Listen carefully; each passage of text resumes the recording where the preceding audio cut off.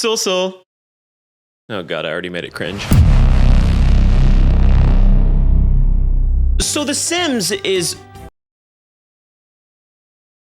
Okay, yeah, I definitely don't have to tell you what The Sims is. But statistically speaking, there is a chance that a few of my viewers might have miraculously woken up from a multi-decade coma. So for those viewers who definitely exist, allow me to explain. The Sims is a life simulation series that was created by Maxis Studios, which was later absorbed by EA.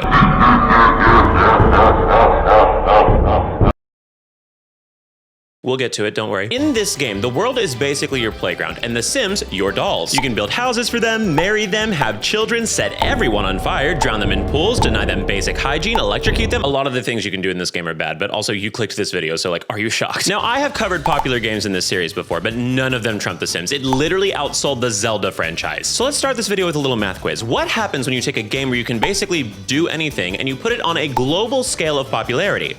That's right, you get stories that many would consider an affront to God. So I figured, why not put a few of these affronts in the spotlight as we take a trip down memory lane of the highs and low, very, very lows of The Sims history. For anyone new to this channel, hi, I'm Blake. A lot of y'all think my name is Jake, Susamador. And last thing before we begin, I would like to give a quick disclaimer that I am not an expert on The Sims. My hands-on experience with this game can basically be watered down to when I made a sim of me and the guy I was seeing, and then I made them get married, and then I showed it to him after we'd only been dating for a month.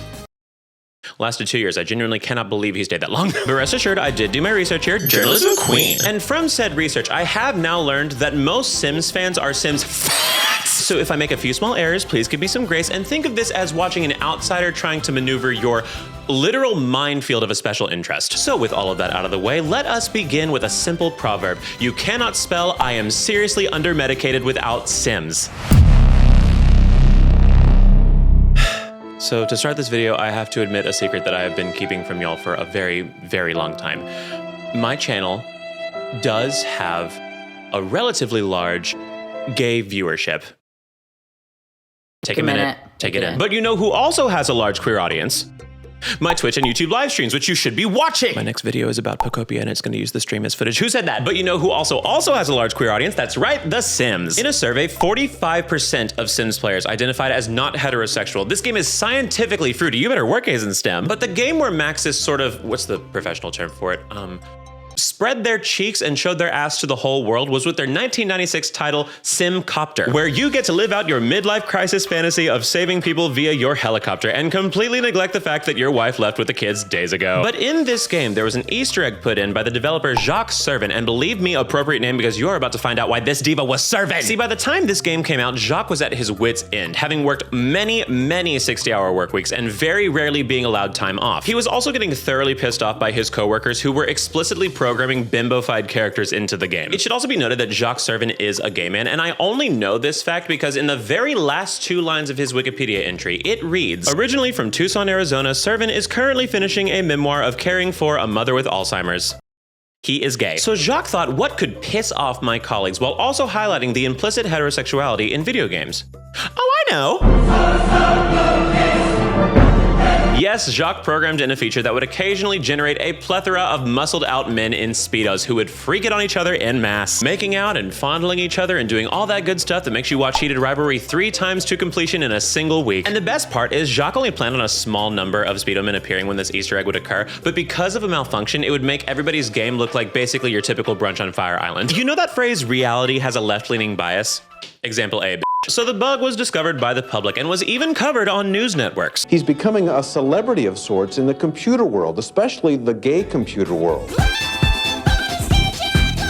And as a result of this fiasco, Jacques was fired, quote, due only to his addition of unauthorized gay content. So this dealt a major blow to the morale of their queer audience. And were it not for a mistake, The Sims was about to do it even worse. You see, before The Sims released, it was intended that the average NPC in the game would, well, let's just say they would probably prefer the other Super Bowl halftime show. I just wanna catch my fish, drive my truck, drink my beer. Yes, The Sims originally was intended to have homophobia in it, to the point where if you hit on a same-sex character, they would slap you. But luckily before this went live, there were some good ones on the team. Designer Don Hopkins suggested a quick fix to allow same-sex attractions, stating, "Anyone offended by that needs to grow up and get a life, and hopefully our game will help them in that quest." Ugh, hit them again for me, Don, ally. So because of the work of people like Don, The Sims was slowly, if not begrudgingly, putting away their Westboro Baptist Church signs, and the game would then be changed from literal hate crimes to just not allowing you to be gay in it.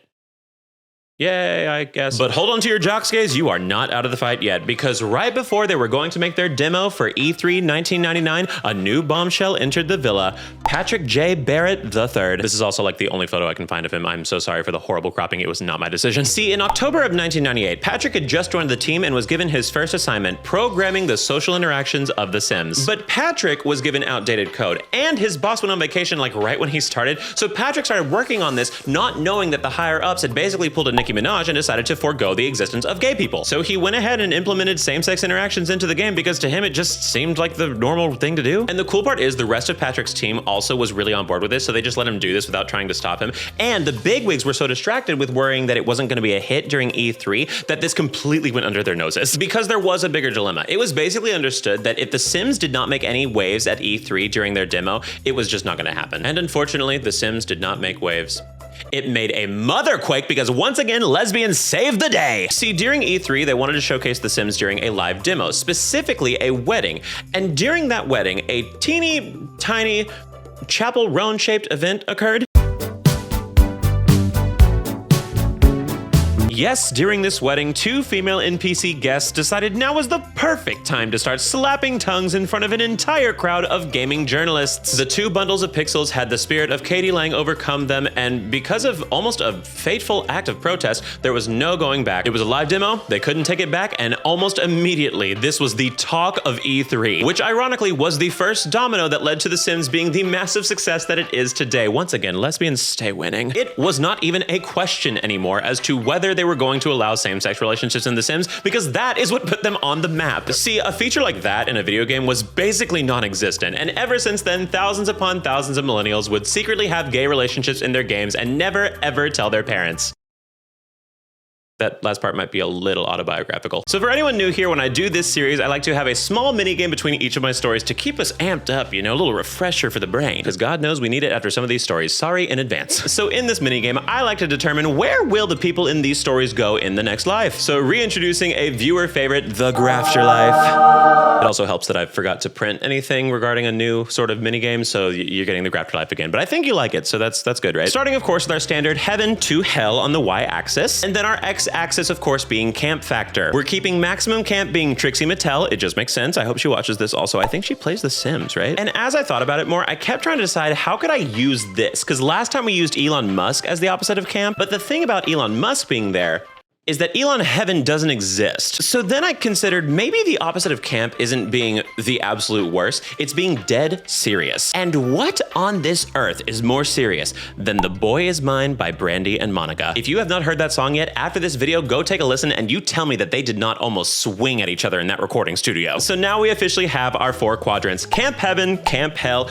Dead Serious Heaven, and Dead Serious Hell. And starting off strong, this story start to finish was Camp Heaven, baby. Lesbians always stay winning. Wow, those lesbians really helped The Sims make some serious money. Now, if only they had put that money into a high-yield savings like the one provided by Chime. This video is sponsored by Chime. All right, divas, the holidays are officially over, and I hope during that time you treated yourself or a loved one to something nice. But now is the time to start doing it all over again, you giving legend. And if there is one thing I learned this year, it's that a foolproof way to do that is with a high-yield savings. And what better way to do that than with Chime? Chime is the most beloved banking app that helps people save their money in smarter ways to create more opportunities for growth. Chime's high-yield savings account earns up to 3% APY, 7 times higher than the national average savings rate. There are no monthly fees and no monthly balance requirements, so your money can just sit there and grow. To put that in perspective, $7,000 at 3% APY earns you up to $210 a year, and boom, that's a huge chunk of your holiday shopping already covered. Festive Queen. Or if you want to just save for yourself, you can set specific saving goals on the app, so you can track your progress towards a new laptop, a vacation, or even an emergency fund. And if you don't want to think about it too much, you can automatically send a portion of your paycheck to your savings, set it and forget it. And Chime is offering a special bonus deal right now. Earn up to $350 when you sign up and set up qualifying direct deposits. And if you haven't filed your taxes yet, Chime members can do so for free through the Chime app. app. You can even get your federal refund up to 5 days early when you direct deposit with Chime. So get festive a little early this year. Check out the link in my description or scan the QR code to start with Chime today. Thank you again so much to Chime for sponsoring this video. Now let's get back to it. So the gays got what they wanted. Love wins. Although I guess technically because it was an accident, I guess it feels more like love ties for first or something. And you know what they say about ties? It's like kissing your sister. And speaking of kissing your sister, I cannot believe this segue works.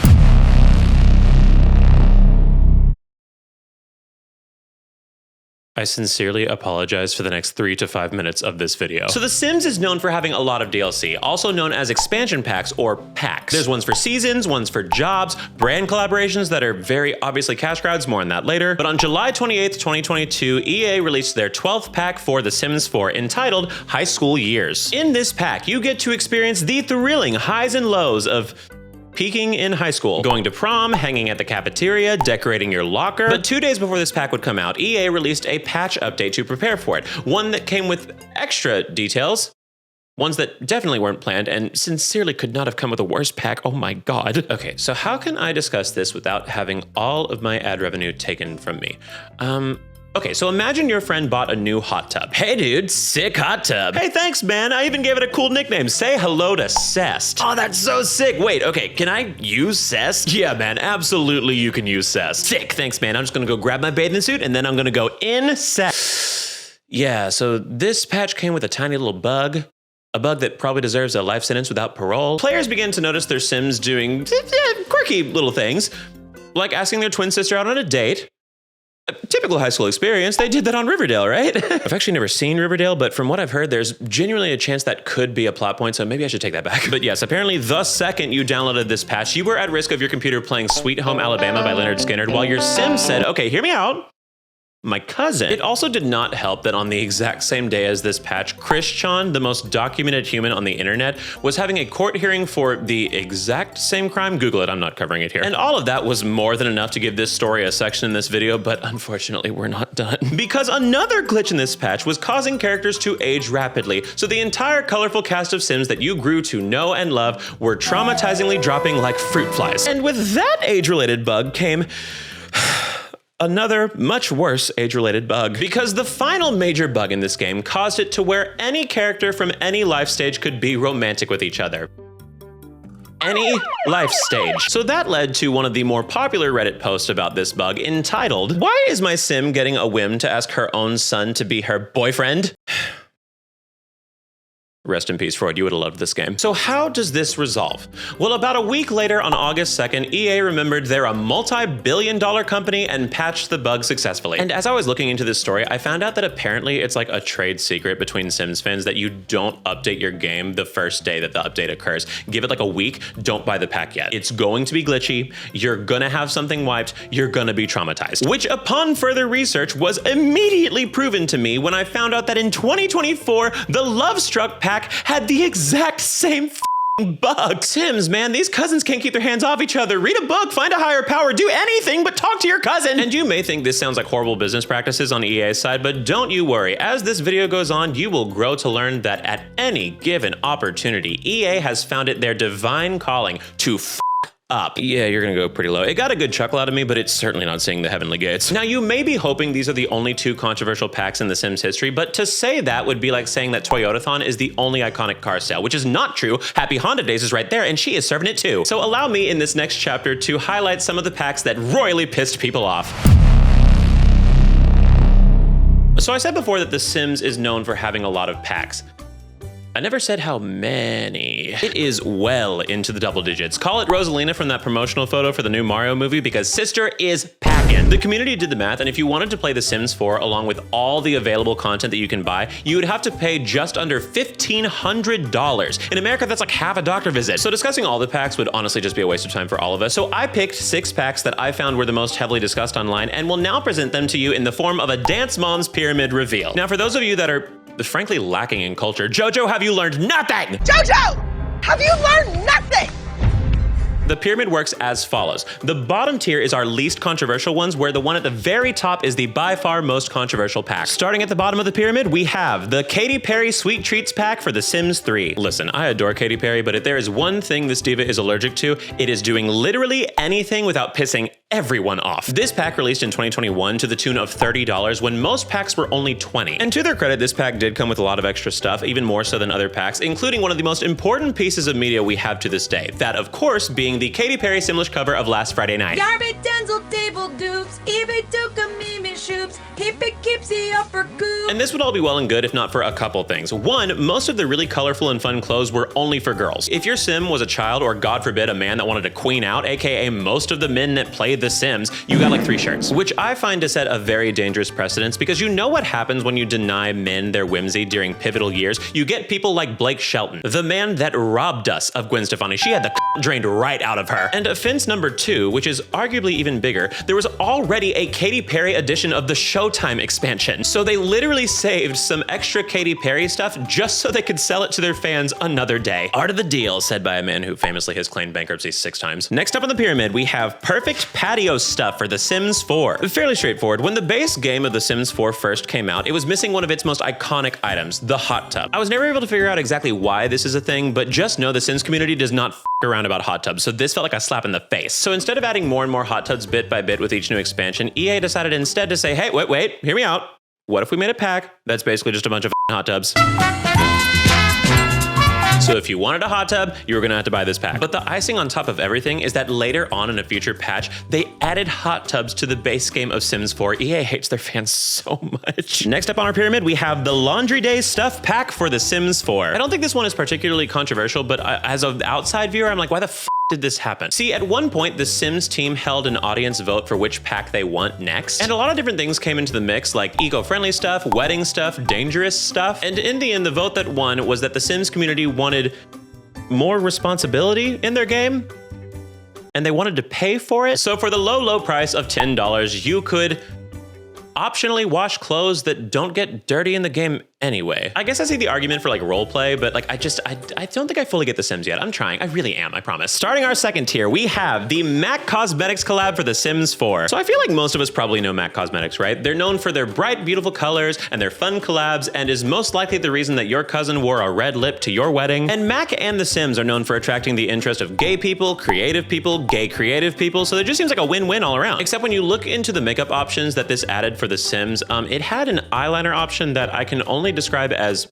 fertile. Smack my ass like a drum. Like, I'm not here to yuck somebody's yum, but at the same time, I just feel like this is a little too spermological for my taste. But there was also gonna be a real world collab with MAC, so at least they were gonna have that until the palette came out and everyone hated it. See, The Sims is like a very saturated game. It's got bright colors and cool color schemes. So imagine the surprise to everybody when they revealed the palette to be basically neutrals. And what's worse is that it turns out MAC was just reusing their Solar Glow palette from 2017 and just repackaged it as The Sims to sell it again. So in conclusion, MAC is whack. Moving on. Up next on the pyramid, we have the heavily discussed Star Wars Journey to Batuu pack for The Sims 4. So in this pack, you get to explore the brand new world of Batuu. Keyword explore. In Batuu, you basically just go through a linear story, which is literally not what The Sims is known for at all. And in Batuu, you also couldn't build anything. You know that thing The Sims is famous for? Branding Queen. And worse than all of that, people figured out before the pack even came out that it was basically a glorified ad for the new Star Wars park coming to Disney World called, you guessed it, Batuu. It always comes back to that ass mouse. There was actually a poll on Digital Spy 8 months before this came out, mind you, where they asked what kind of pack they would want to see in The Sims in the future, where Star Wars was an option, and it got last place out of 21 options. This pack literally caused a hashtag entitled Not My Sims to trend on social media. And the Sims team did actually respond on social media, stating everyone was so excited for the upcoming Star Wars pack. There is no more embossing say. And our final pack that profusely pissed off the public, My First Pet Stuff for The Sims 4. Now I know what you're thinking, Blake, how could this be the one that pisses people off the most? It's literally just giving your Sims pets. That's so fun. Oh, no. That's Sims cats and dogs. My First Pet Stuff is stuff for your pets. It's DLC for DLC. If you buy this pack on its own, it's worthless, even though they misleadingly titled it My First Pet Stuff. And the worst part is, it's barely even that. A lot of the stuff it adds is furniture. It was so bad that the Xbox store literally banned selling this on its own because of poor business ethics. It would only sell it as a bundle with cats and dogs. Do you understand how bad you have to be for AI's sub-kitten plaything Microsoft to say that you have poor business ethics? They might as well have called you Satan. And the worst part of all of it, it is one of the highest selling packs in Sims history. Get off the floor. Listen, cash grabs are never seeing heaven, but they do sometimes get a little bit funny with how obvious they are. Now you may be thinking, Blake, aren't you missing one of the most controversial Sims packs of them all, Amateur? And to that I just have to say, who do you think I am? Roll the intro. So the year is 2022 and The Sims is riding high. At this point, it has basically solidified itself as a cultural monolith in gaming. And its newest title, The Sims 4, had been out for just shy of 8 years. So on February 8th of that year, EA announces the next pack to come to The Sims 4, My Wedding Stories. This pack, oh god, this pack promised to deck weddings in The Sims, bringing new features the players had never seen before. Assigning friends as different roles in the wedding, picking the guest's wedding attire, engagement, and rehearsal dinners. Okay, so it's a pack for your Sims to get married. What's the big deal? I had a feeling that So the cover art for this pack features 2 women getting married. Which is f***ing disgusting, I tell you what. Just kidding. I've been deemed an honorary lesbian by my viewers. I would never, but one country would.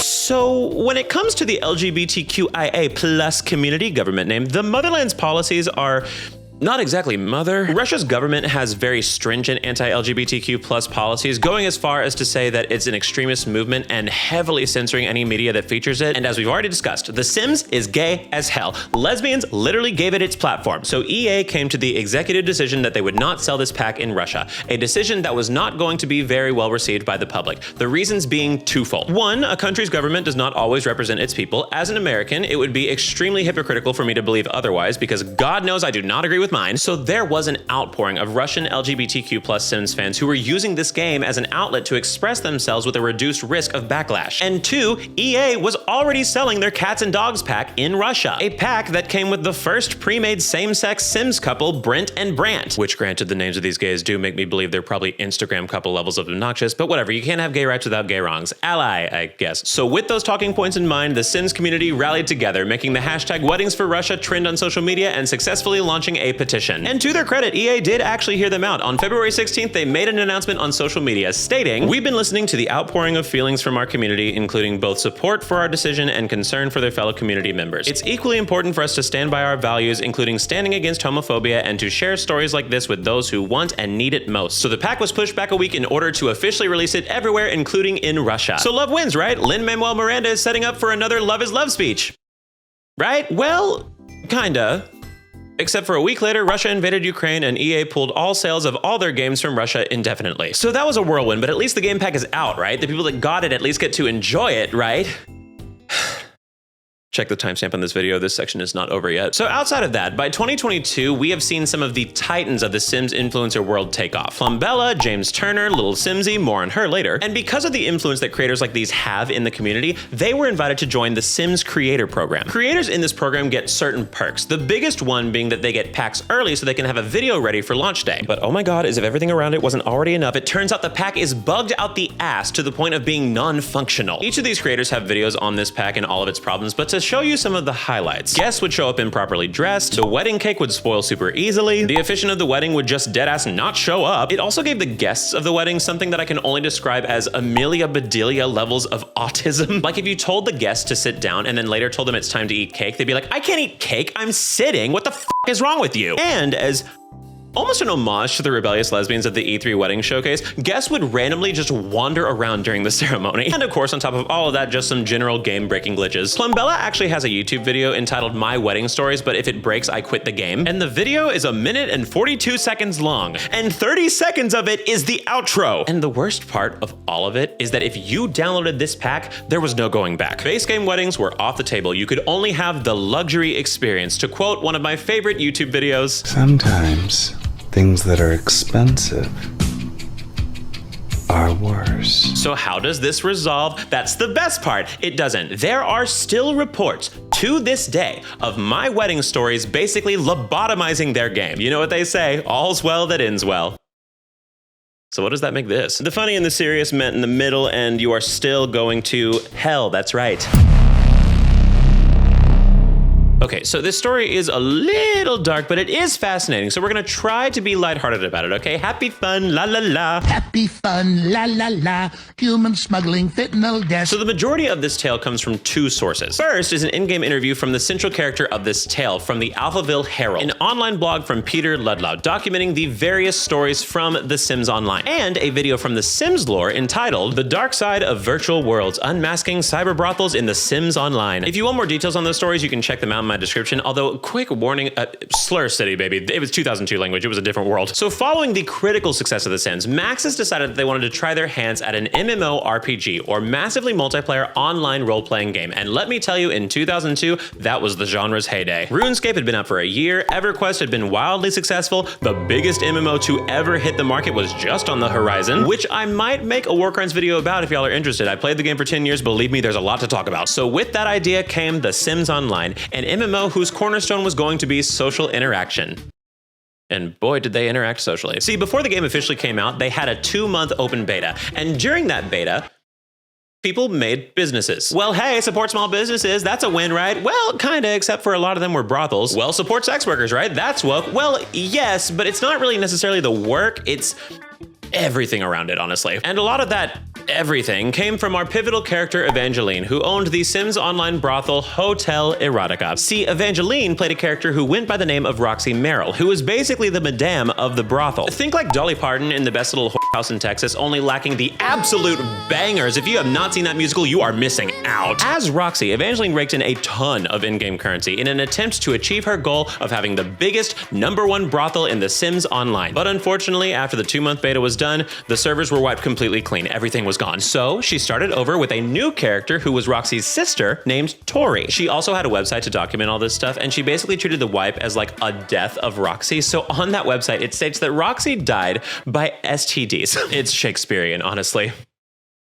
Well, actually, it is pretty Shakespearean if you think about it. So as Tori, it got even bigger. She was even more successful, raking in so many simoleons. And now playing as Tori, she had basically become the most expensive online escort in the game. Only the richest players could afford her services. And people did try to report her. I mean, she's doing online sex work on a T-rated game. But in that interview, Evangeline implies that allegedly she would never get banned because Maxis employees were using her service. There's even comments under this video from people that claim to have worked at Maxis at the time and said this whole situation was one of the biggest headaches of their entire work history. So a couple small things happen. Evangeline takes a break and then comes back to the game, this time as Frankie Merrill, claiming that the previous character, Tori, had died of syphilis along with many other STDs. God, girl, it's one thing to kill her, but why you gotta air her dirty laundry too? Damn.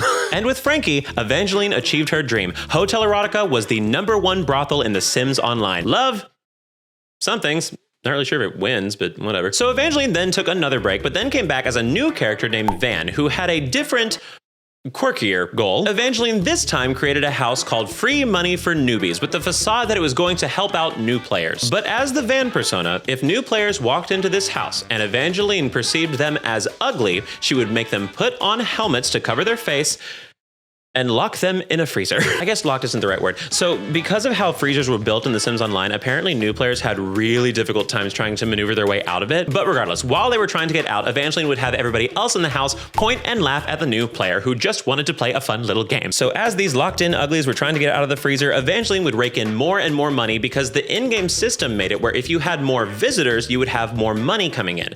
And these newfound prisoners counted as visitors. So as far as the Evangeline story goes, this is basically where it meets its end. Evangeline got crazy rich and then most likely just quit the game out of boredom eventually. Hate wins. Okay, so this situation is admittedly a bit harsh and very weird, frankly, but unfortunately, I do have to inform you of one more detail, because you remember that interview with Peter Ludlow I've been talking about? Well, between his interview with Evangeline and then another interview with a different player later, Peter came to the conclusion that Evangeline was most likely a 17-year-old boy. And a non-negligible amount of the call girls that Evangeline hired to turn tricks were most likely underaged. And I hate to say, I don't think any justice was ever served from this situation, but honestly, millennials watching, are we shocked? I talked about this in the Zelda Warcrimes video, but the internet in the early 2000s was terrifying. We had unfiltered access to just about any corner of the internet that we so desired to find. I cannot even count on my two hands the sheer amount of friends that I had who had virtual boyfriends in either Neopets or Club Penguin or World of Warcraft, specifically at the Goldshire Inn on the Moonguard server. Again, there are stories here. And there was a very good chance that a lot of those virtual boyfriends could have been older men, unfortunately. So how does this resolve? Well, actually, it resolves with you. Take this as a cautionary tale. If you ever find yourself on either side of a situation like this, stop it. What the hell else do you think I'd say? Yeah, if I were to put this thing any higher, I think I would also end up here in the next life, so I'd rather not risk it. Okay, we did it. The darkest story's out of the way, so let's move on to something a little bit lighter for a little palate cleanser, all right? So when I make these Warcruns videos, I always ask my audience for leads via my YouTube community tab. And when I tell you, the majority of things suggested to me were absolutely insane mods, I'm not joking. So I figured in order to add as many mods as possible into this video, I figured why not present them through another fun minigame. So introducing... Hi, welcome to Miss Mojo, and today we're counting down the top 10 Sims mods that remind us that the Geneva Convention is merely a suggestion. So we will start at number 10 and make our way to Mr. Eternal Damnation himself at number 1, and believe me, that's what they're getting. Starting at number 10, we have Rod Humble trips on the sidewalk and dies. This is by far the most micro-niche mod I found in my research, but God is it funny. So Rod Humble, if you do not know, because I certainly didn't, was the former VP of EA Play. And in The Sims 2, if you played as a family, Rod Humble's in-game character would come up to your door, drop off a computer as a present, and then leave. But this mod makes it where immediately upon spawning, Rod trips, falls on his face, explodes, and dies. Rod then respawns, only for this to happen again and again, forever and ever, amen. This mod right here is spite for the sake of spite, and I respect that game. Coming in at number 9, emphasis on coming, we have the Bigfoot Romance mod. This mod, simply put, allows you to get all up in that big fussy. And please know this is only on the list because of the general public reception, because pour moi, it's a large hairy guy with seemingly 0 dead. Mother may I. Up next on the list, immersive farts. Luckily, this mod's description already does my job for me, so if you'll allow me to read. With this mod, Sims can experience the glory of spontaneously releasing some butt gas into the room with lots of other Sims around. This level of immersion is incredible. You must try it. I feel that must is being used rather liberally here, but honestly, other than that, it does describe the author's thinly veiled fetish pretty well. I thought at first that it could just be a haha farts funny mod until I got to the part where it said with lots of other Sims around. Like, why do you need witnesses? What does that change? And what really sold the fetish aspect to me was that at the very top of the description, it says, "This is a personal favorite of the creator." You know what they say, he who smelt it is probably bricked up somewhere. Up next at number 7, we have the Rambunctious Religions mod. Beloved viewers, have you ever caught yourself playing The Sims and thinking, golly gee, this sure is a fun game, but I do wish that I could play it in a God-honoring way? Well, wonder no longer, because in this mod, you have multiple options. You can be a non-believer, basically a Christian, a Twilight reader, or a worshiper of the famous cow plant. There is a correct choice here, don't you dare let me down. There's nothing particularly wrong with it at this point in time. I just feel like I could really envision this one having a Cold War expansion at some point. Coming in at number 6, we have the Extreme Violence mod. Pretty straightforward. It's actually a really popular mod that allows your sim to commit atrocities against humanity, ranging in smaller crimes like hacking, punching, and stealing, all the way to over 40 options to send somebody into the next life. There's a few naysayers for this mod, but honestly, this is a community fully built on people removing ladders from pools and drowning their sims, so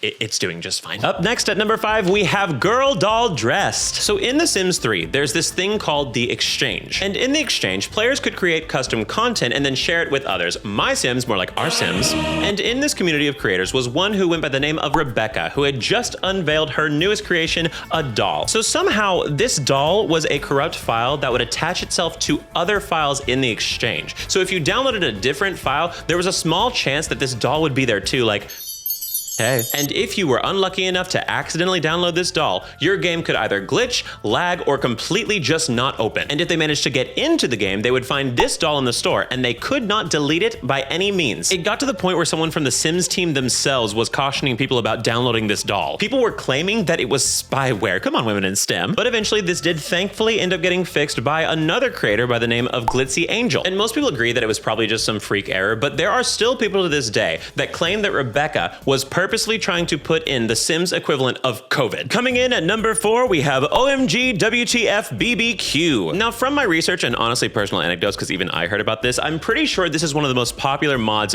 ever in Sims history. And the fact that it's so well known is also an enormous tell for the Sims community. So during the time of The Sims 2, there was a community mod sharing website called Mod The Sims. And on that website was a mod that would give you a grill. Very standard looking, I'm sure Lowe's would approve. But this grill came with a particularly premium feature where you could cook and eat babies. I'm sorry, I tried to think of a softer way to deliver that, but there's just not one. Now, in this mod's defense, I really hate how that sounds out loud. The Sims 2 era was 2005 to 2008, and if my middle school recollections are correct, baby jokes were the cornerstone of the cultural zeitgeist at that time. It's not exactly something that I'm proud of 11-year-old me finding funny, but like millennials, you can back me up here, right? This was our 6-7. Now, on the other side of that coin, from what I can tell, The Sims 2 was particularly popular with stay-at-home moms.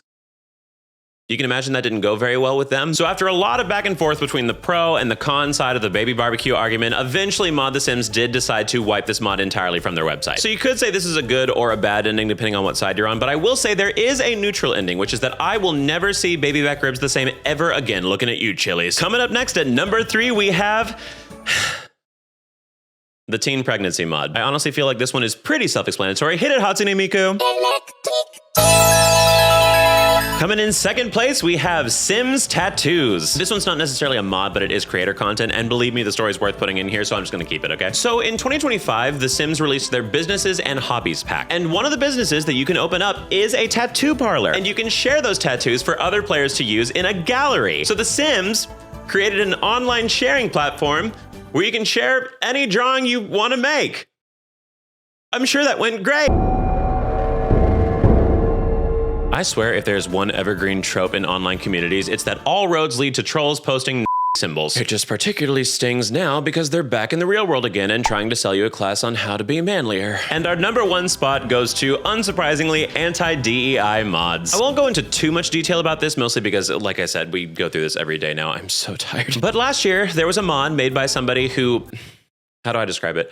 They probably watched Kick, not Twitch, if you know what I mean. Well, this human, I use the word human very liberally here, decided to create a mod that came with a wide variety of features. Features such as, you can make everyone white, remove non-naturally colored hair, it turns canonically gay couples into siblings, which let me just say, Freudian slip if I have ever seen one. Apparently this creator also tried to remove ethnic facial features from the game, but quote, didn't know how to.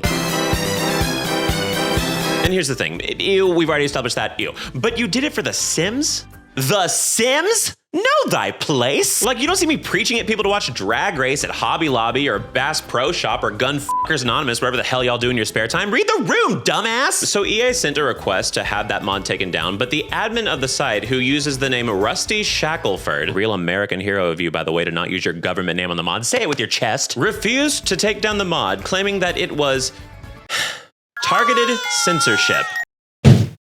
As if the mod itself is not censorship! But it did eventually get taken down, although now it keeps getting put back up as a new name every time. So the moral of this is if you see something, say something. Preferably really, really mean to them. Listen, minus the top 3, the Sims community is funny as hell, sorry. Now after seeing all these mods, I'm sure a few of you are wondering, Blake, how could you forget the most popular mod in Sims history? Well, lucky for you, beloved viewer, I have gotten much better at transitioning to my next section. Cue the Hellfire! So in The Sims, since day one, there has been a very popular game mechanic called woohooing. And for those unfamiliar, woohooing is boinkin'. The Sims are bumpin' uglies. It's kind of one of the things that The Sims is known for. I remember in middle school finding out about this feature and thinking this is a revolutionary scandal for a video game to have this. I also grew up in East Texas, so that could be partially contributing to that. But the mechanics of woohooing are fairly simple. 2 Sims go under the covers, apparently recreate a scene from Mortal Kombat, and then they come back out satisfied at being able to last 15 seconds. But some fans felt that woohooing lacked a certain X factor, or should I say triple X factor, because on June 27th, 2016, the world was exposed to the Wicked Whims mod. Madam Marvel, flip it around, Wicked Whims. That joke is gonna age so poorly. I can already see my comments a year from now just dogpiling me. Wicked Whims was made by a developer who goes by the pseudonym Turbo Driver, who has made a lot of popular mods, including the previously mentioned Immersive Farts mod. So you can probably already see where this is going. And this mod was nothing short of generational, bringing a bunch of new adult features to The Sims, including but not limited to attractiveness level, more fleshed out pregnancy mechanics, STIs, eyes, and most famously, very, very graphic intercourse. I watched a video example of this, purely for educational reasons, of course, and it basically went like this. Oh my God. Oh my God. And apparently I am not the only person that felt this way, because in an interview literally 2 weeks ago, TurboDriver said that this mod gets used over 400,000 times a day. Okay, Blake, they made a sex mod, woohoo. You lust over human Shrek at least twice a video, so why are you wanting to talk? Are you gonna keep interrupting me, beloved viewer? Even though you're right? Well, the mod is not the scandal. The scandal is among these 3 available options I have provided for you, and I will give you 3 seconds to decide.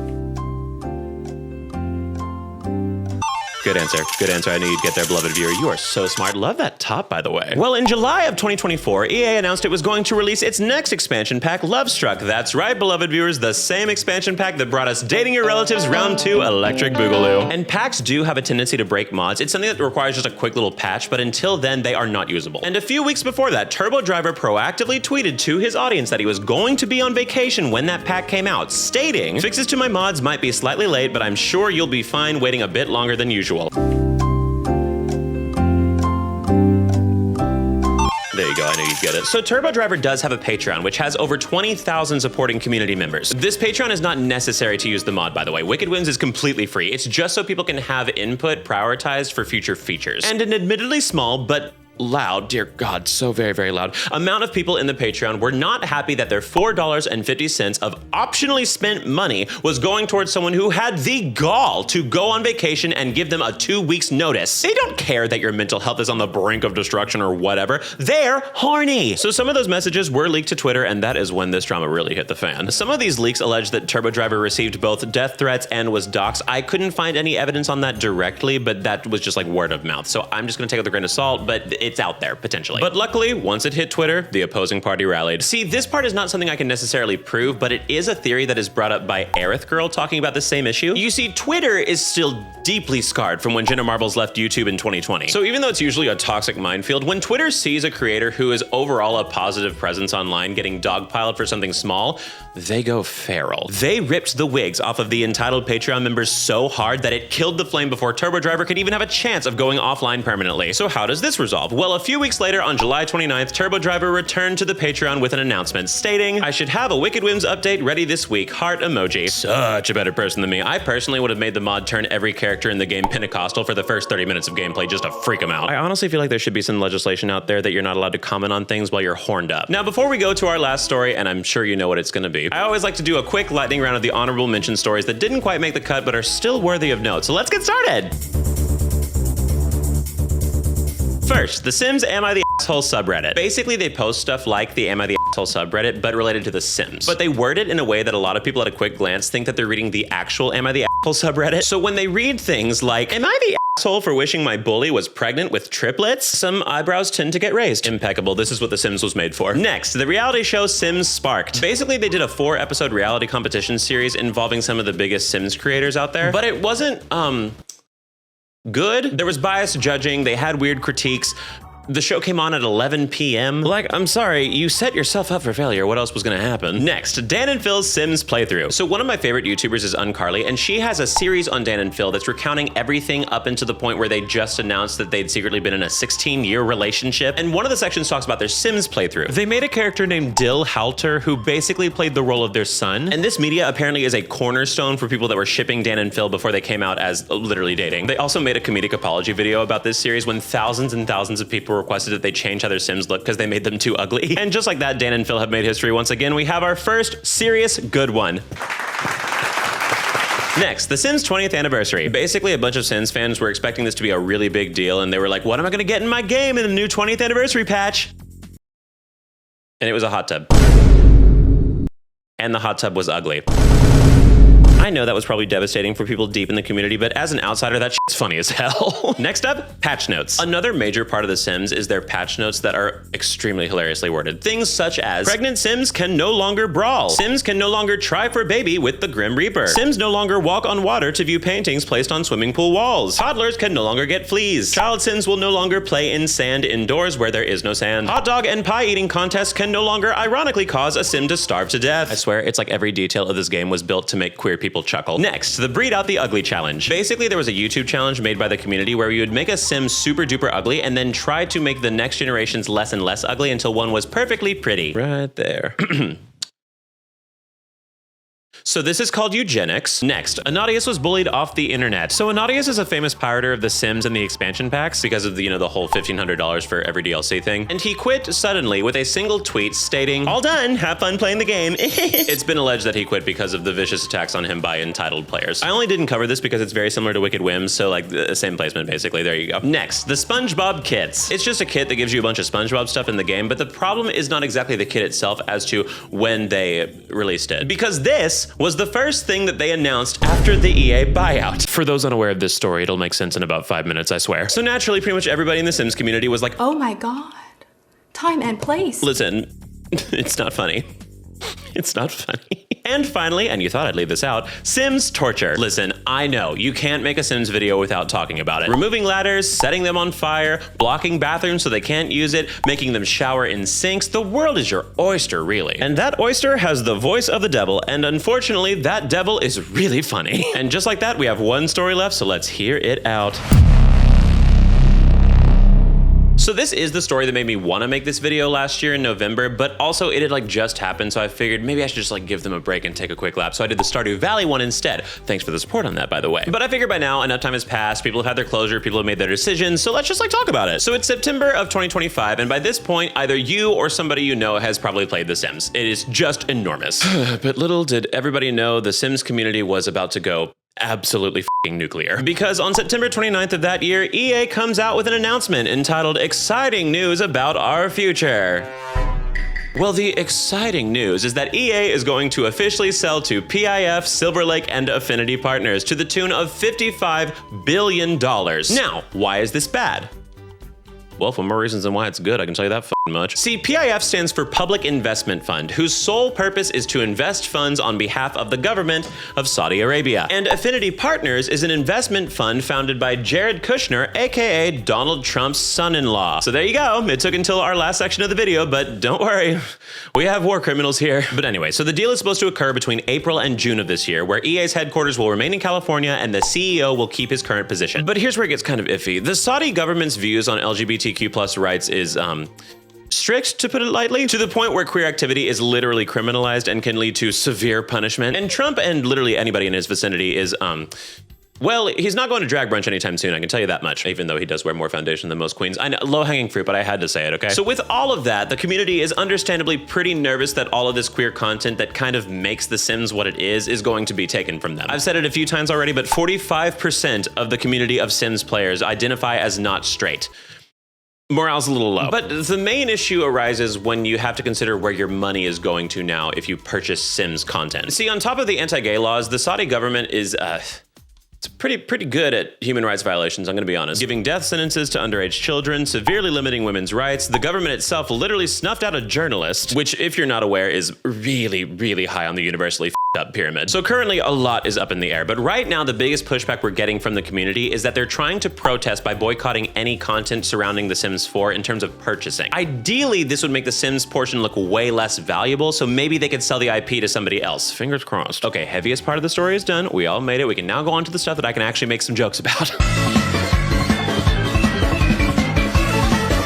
So because of this boycott, there's now a lot of public pressure for Sims YouTubers and streamers to switch to other games. And there is one creator who, in my opinion, is having to take the brunt of this pressure, which is, of course, Lil Simsy. Kayla Sims, government name, by the way, this was written in the stars, is a YouTuber and streamer who, of course, goes by Lil Simsy. For those of you unaware of Lil Simsy, this part I cannot emphasize enough. When it comes to people who are fans of watching Sims-related content, you are looking at their f***ing Beyonce. What Little Simsy is to The Sims, Simone Biles is to gymnastics. Yuzuru Hanyu is to figure skating. She has been pushing out Sims-related videos for over 10 years, posting very well-polished videos almost daily, to the point of posting an apology when she took a few days off because her pet passed away. The devil works hard, but Little Simsy works harder. Republicans, you better thank your lucky stars every single day that she is not interested in a career in politics. You would get dog-walked. Pretty much on the day that the buyout was announced, people were coming for Little Simsy's expecting her to have a morally indisputable and 100% nuanced answer to what she was going to do about her career that she had built for 10 years off of this single game. And let me tell you, for a knee-jerk response, she kind of killed it, saying she was monitoring the situation and was going to think about her next steps. And she even threw mousy little Jared Kushner astray. And it just disgusts me to think of Jared Kushner getting his grubby little hands on our game.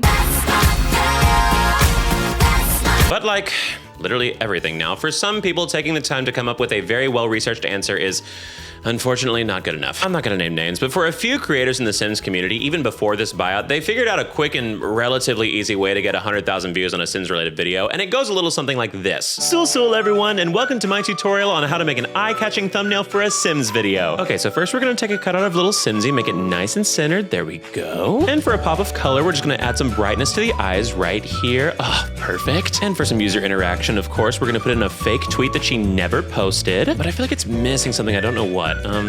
Oh, that's right, the 9th Circle of Hell Kingdom of Beelzebub. And listen, freedom of speech, I get it. I'm not saying they're right or wrong. I'm just saying that I'm a human with eyes and pattern recognition. I can't fight biology on that. Now, is Kayla perfect? Probably not. Famously, no one is. And I'm not exactly a Lil Simsy expert by any means, but I doubt she's ever done anything to warrant, well, that. But I do believe it is worthy of note that Kayla has raised over $4 million in charity streams for various causes such as childhood cancer, the Trans Lifeline, and the Palestine Children's Relief Fund. So frankly, shut the f up. If she wants to take a few extra seconds to strategize her literal life, I would like to think she's earned that. Now, if it sounds like I'm sucking up to little Simsy, it's only because I am. Hi, Kayla. I hope you see this video, Diva. I'd love to stream with you one day. Now, I should also note, she's doing just fine. A very popular meme on Twitter involving her is, might I suggest you don't f with my sis?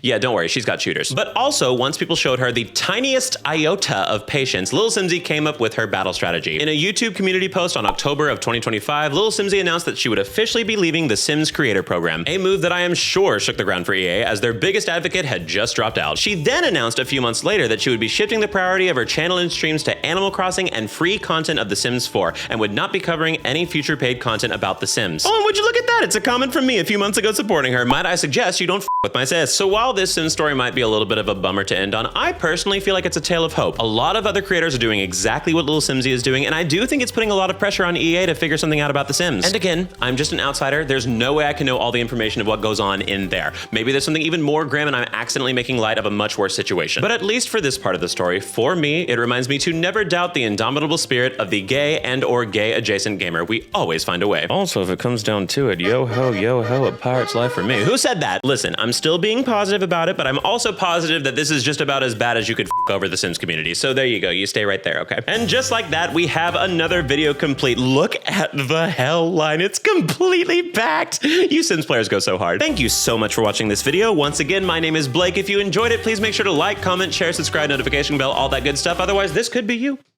This could be you. This could be you. I also stream on Twitch and YouTube Live. The links are in my description. If you get the chance, please go watch some of those. My next video is going to involve a lot of footage from it, so you could get involved. Who's to say? I also have a podcast, Keep Me Young, which we post every Monday. So if you're not yet tired of hearing me yap, 1, that's a miracle, but 2, you have an option. Also, let me know what game you'd want me to cover next. I do have my list ready, but I would like to know what people are prioritizing in their brains. And like every video of mine, we cannot leave until we decide what have we learned today. I think the moral is that we should never forget how ironic it is that in The Sims you play God when everybody that plays it is clearly Satan.